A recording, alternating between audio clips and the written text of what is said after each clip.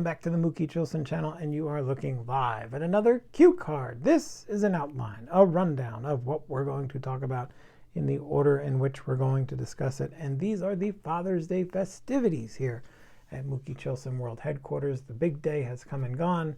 Sons of Mookie represented themselves extremely well at the World Headquarters, and I will share some of their gifts and more. But that's not all I'm going to share. I'm going to share the catchphrase of our friend Chris from Missouri, collect what you like.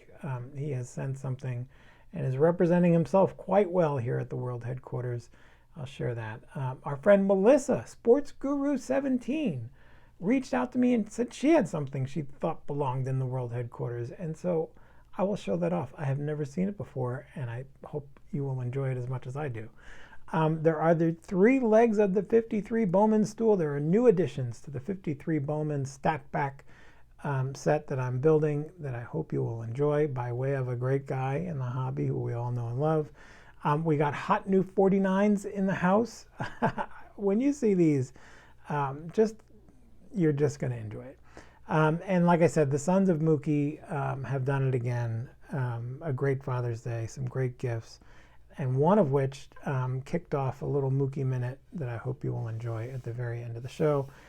And let's double back to the beginning of it all. Collect what you like. And I'm just going to do this clicky thing. This is my new technology. The old video wall. Collect what you like. Chris from Missouri is, of course, a hobby hero. He's one of the guys who has made himself a fixture into this community, just the same way he is a fixture in his own community there in Missouri. What a great guy. What a amazing collector.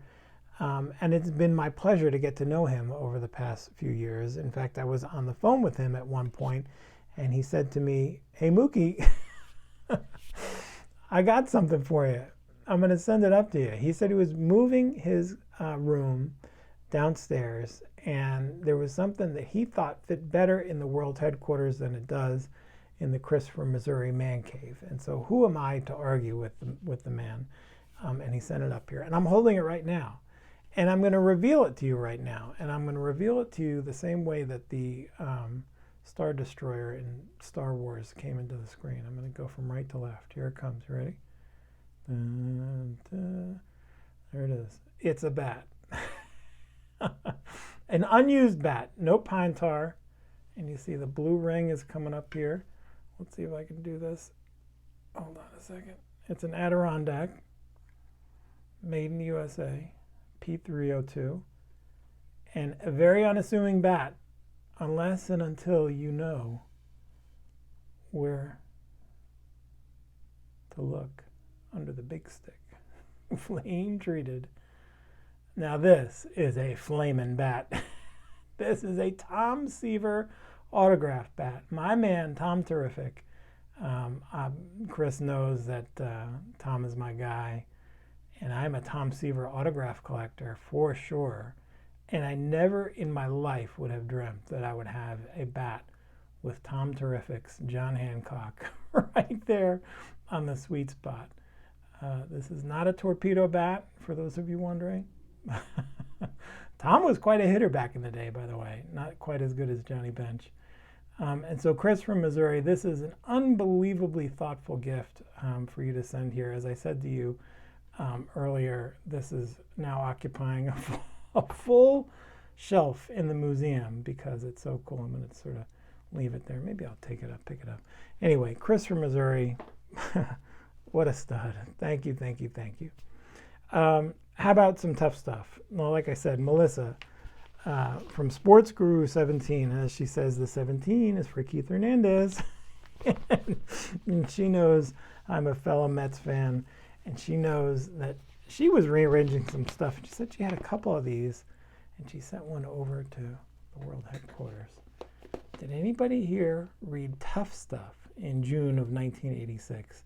This is issue number 27, $1 at the newsstand.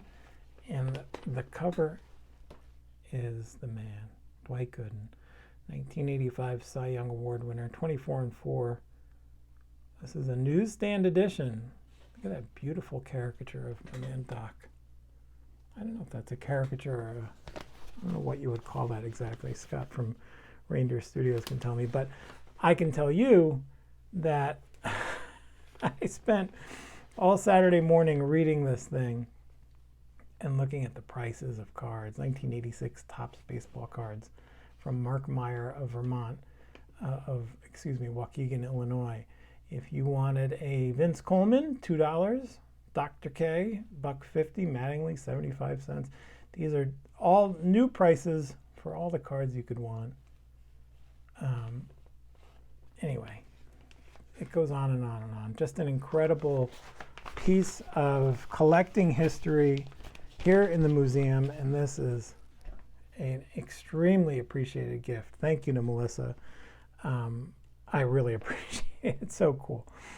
How about the 3 legs of the 53 stool?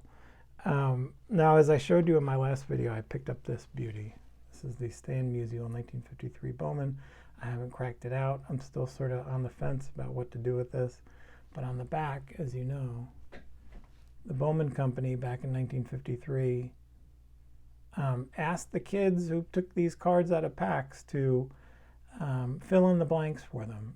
So take this out of a pack, hold on to it all year, and at the end of the year, when Stan the Man is done unleashing on the National League, put his stats in for him. And so they did for Stan the Man. And my friend Rocket Rick J18 from the launching pad, saw my Stan Musial and has seen my collection, decided to go and check in his collection to see, turn over his 53 Bowmans, which is what I did in Strongsville. Every 53 Bowman back in Strongsville was inspected by your friend Mookie Chilson. None of them had stat backs. That's how rare they are. And he sent out these 3. And guess what? On the back of Paul Minner of the Chicago Cubs, Paul played 31 games, 201 innings pitched, went 12-15, and it goes on and on.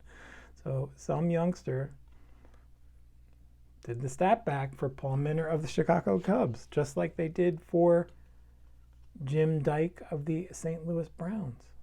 Now this is a little tougher to see, and I credit Rick for his eagle eye spotting this one because the pencil on the back has been faded out. But the youngster on this card went all the way through the fielding record, which I assume was in like the Sporting News at that time or some newspaper, and that's how they found the data. But Jim Dyke is a little bit tougher to see, but it's there for sure.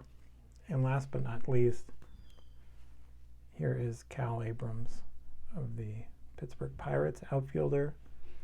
And Cal got either a ballpoint pen or a blue felt tip marker.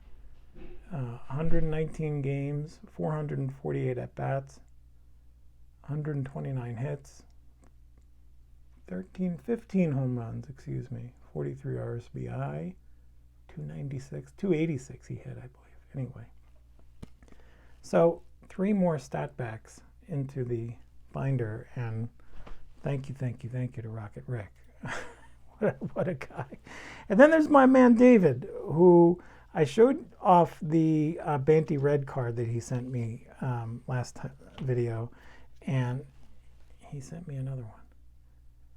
Look at this, Orestes Minoso, in the style of the 1948/49 Leaf, a card that was never made and never existed, but the people at Banty Red, who have quite a good business putting these cards out and putting them online on eBay, printed this one, Orestes Minoso, Mini Minoso, who we all know and love.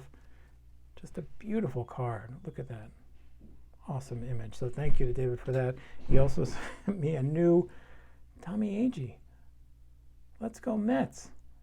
Near mint 8. How about that? Tommy Agee. Mets icon. Traded to the Mets in 67, I want to say. No, 68, before 68. And he was basically the Mets' best hitter from then on out until they won the World Series. And this is just a great, beautiful card from my friend David, but that wasn't it.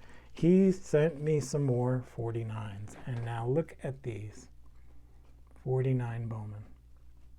And I'm going to fan these out like this and ask you what that looks like. And that is a Roy G. Biv if I've ever seen it. Look at that.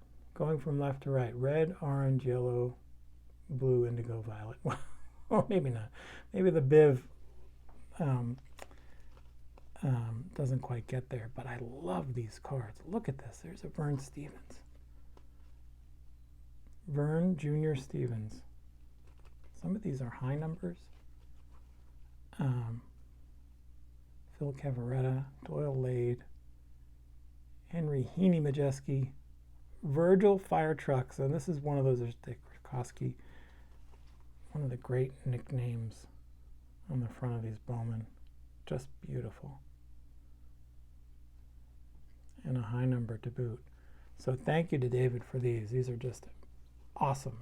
And how could you not be in love with the rainbow that these cards represent? So thank you to David for that. And now I'm just gonna clear this. Hold on. Let me clear the set. I just want to back up to last year's Father's Day, which I didn't show this on camera, but this is the incredible gift that my elder son of Mookie, gave to me last year. That is a birdhouse. A wooden birdhouse that my son purchased at a store. He did not build the birdhouse, but he painted it. And how amazing is that? See, the bird would go in here, and anyway, you know how birdhouses work. But this design, so he took the artwork from the Mookie Chilson channel and painted it on the front of the birdhouse. And on the side, I don't know if anybody knows what that is, but those are the neon catcher and pitcher that used to be on the side of Shea Stadium in the 80s and 90s. And there's the hitter and the runner. And boy, is he a talented artist. And boy, is this an amazing gift from a kid who pays attention to what his dad likes. He is just an amazingly talented child who I can't say enough good things about him and his brother. And his brother this year, speaking of paying attention to what his dad is into, gave me a nice hanger box of Topps Series 2 with the now traded Rafael Devers in it. But my younger son of Mookie is still in high school, and he's the one that has come to the most card shows with me. And when I do get new cards, he opens them with me, and we split them and then trade them.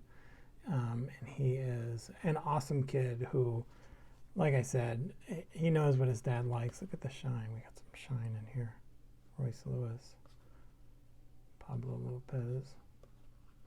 Anyway, thank you to the younger son of Mookie, who did an amazing job and got me that awesome hanger box. And I really appreciate it. And again, the older son of Mookie, who painted that that birdhouse, also gave me something else here. This is a 1964 Shea Stadium Mets scorecard, which you can see Shea Stadium, home of the New York Mets. And they have these generic baseball players in the middle, because at this point in 1964, there were no stars on the Mets. There was no one to write home about, really. They had Casey Stengel, who was the manager, but the team had lost 100 games and were about on their way to lose 100 games for the third year in a row. The biggest draw for the Mets in 1964 was at the top here. Action and excitement in America's newest, most beautiful ballpark, Shea Stadium, home of the New York Mets. This was just open in Flushing. The neon guys would be painted on here eventually, but not now. And my son gave this to me. And the other thing that was going on was the World's Fair was across the street in Flushing Meadows. And that's where the Unisphere was, and all kinds of crazy exhibits, including Dino Land, Sinclair's Dino Land, the oil company, had an incredible display of life-size dinosaurs. Just an incredible thing. And what I don't know if my son really knew when he gave me this is that in 1964, my mother, who is 80 years old now, was spending one of her last days in the convent. she was training to be a nun. And she was in New York, in a New York convent. In 1964, she and a few of her fellow future nuns actually headed out to New York's World Fair. And my mother always talks about how it was such a treat, but the best thing about the World's Fair was she could find a phone booth to call her parents. She was so lonely and not enjoying nun life. And she would soon leave nun life. And not only would she leave nun life, she would eventually find my father and have us, her children, who ended up having the grandchildren, who ended up giving me this program. So an amazing thing. By the way, my mother ended up befriending the organist at Shea Stadium and sitting in Shea Stadium and listening to her play Meet the Mets and take me out to the ball game. Her name was Jane Jarvis. My mom was friends with her. Anyway, that's not really important. But anyway, so just an incredible gift and a really thoughtful one from my son. And anytime I get a program, I need to just sort of inspect it and read the heck out of it. And there are some great little, doodads and great advertisements in here and fun little time capsule pieces. But of course, the real action is always in the scorecard. And in this scorecard, we see this was August 23rd. I figured out from all of these scratchings and writings in there. The Mets were playing the Cubs, and this was game 2 of a doubleheader.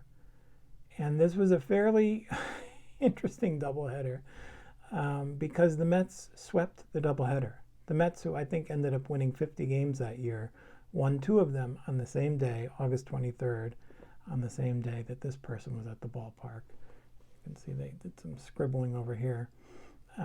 But one interesting thing about that doubleheader, not only was it wild that the Mets won 2 games, but the same pitcher for the Mets won both those games. And it was a guy named Willard Hunter.